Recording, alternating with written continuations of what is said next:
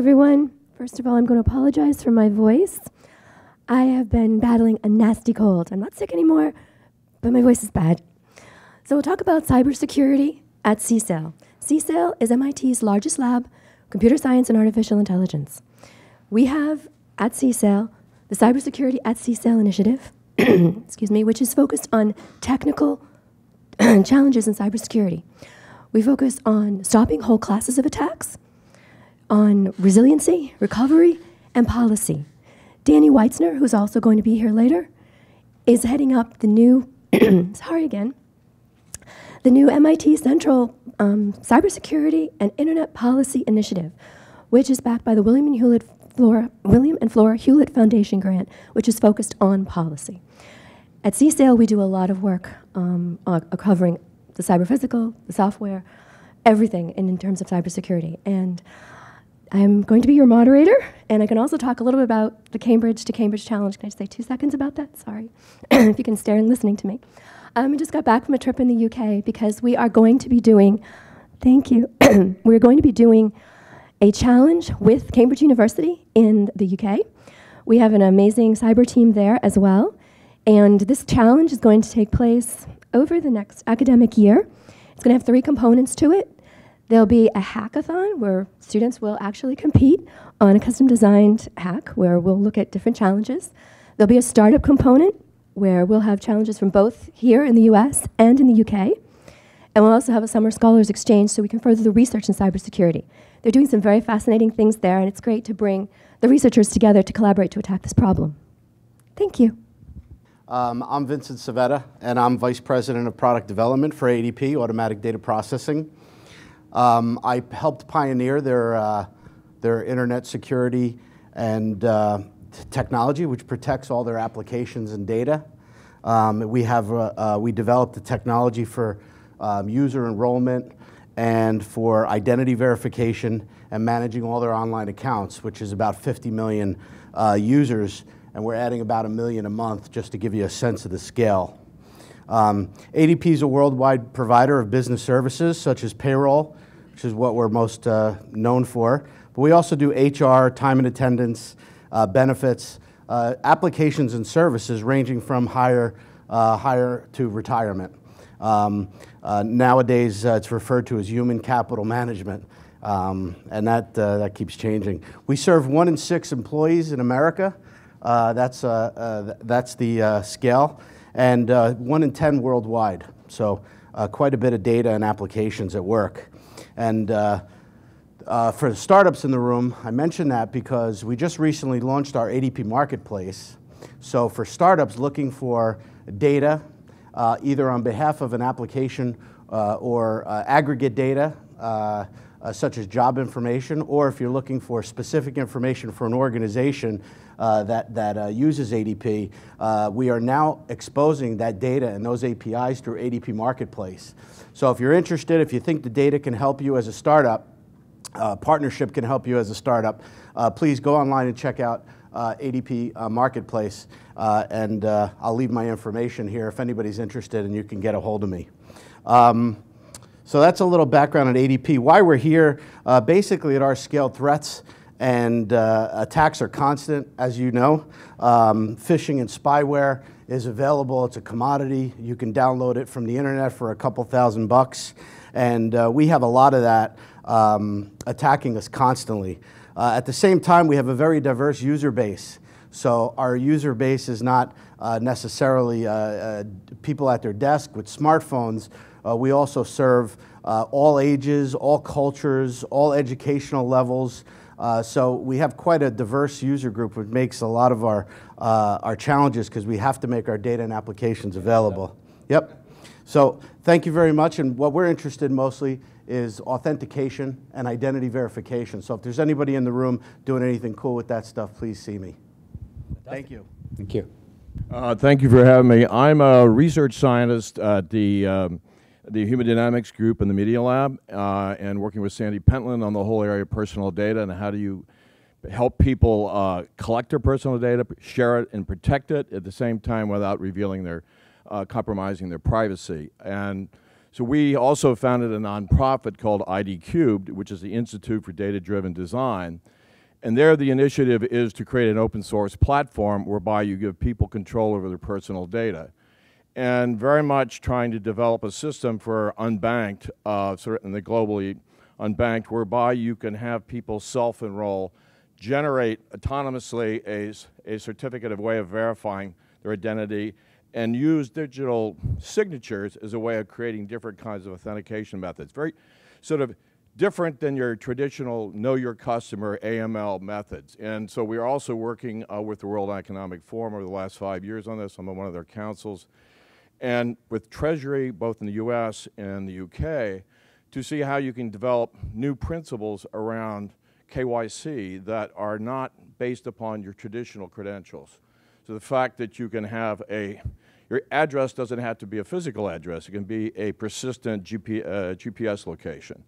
There are other ways that you can sort of identify people, verify certain attributes, and mitigate risk. And so what we're trying to do is develop both a new technology platform and a new regulatory framework that will allow the unbanked to enroll and participate in the economy. So we're looking at countries like Somalia, Kenya, Uganda.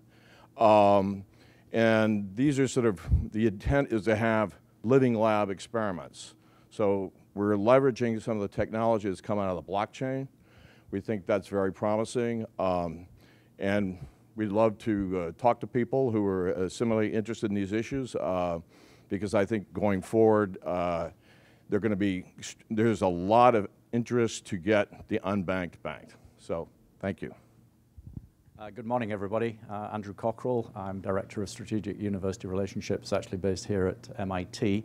I think a large company like BP, where we have enormous infrastructure, we have spent the last 20 years bringing real-time operational data to the desktop so that we can get all that real-time data to the experts in the company to optimize our operations.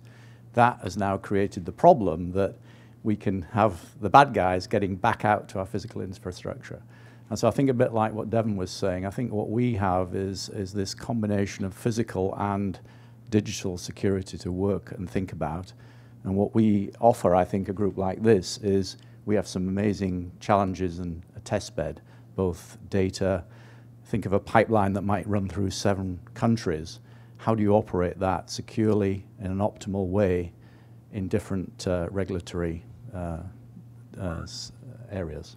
So that's what we bring. Thank you. Hi, this is Wafik, Farag, founder of Skyprise and inventor of Dynamic Information Paradigm. It's a patent technology.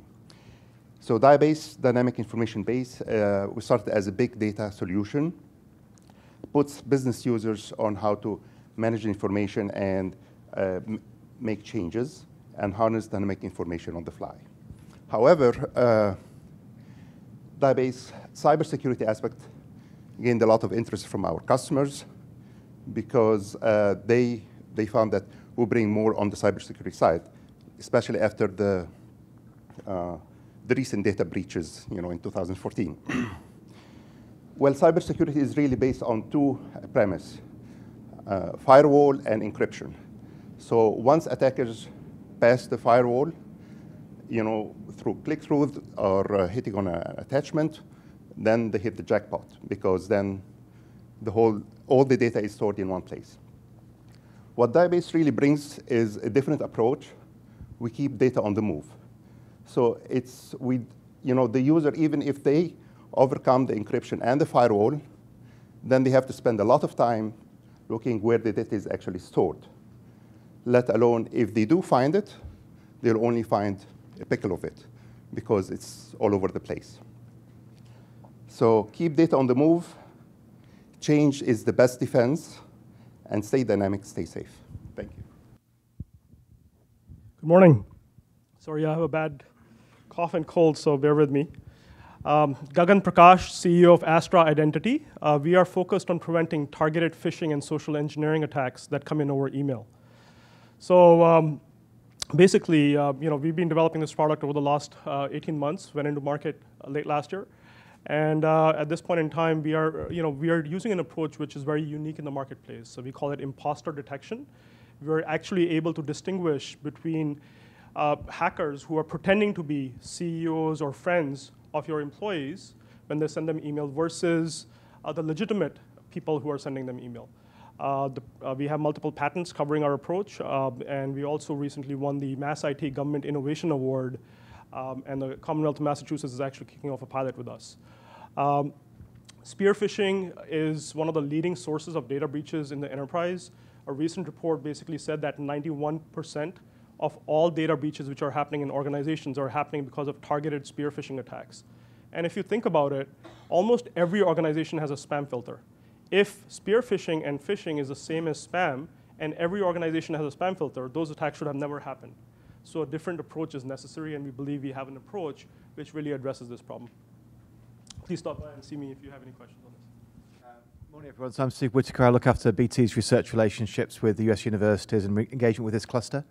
So for those of you that don't know BT, in the UK we're the major telecoms provider, and globally we're a kind of an international networks and networked ICT provider for multinationals.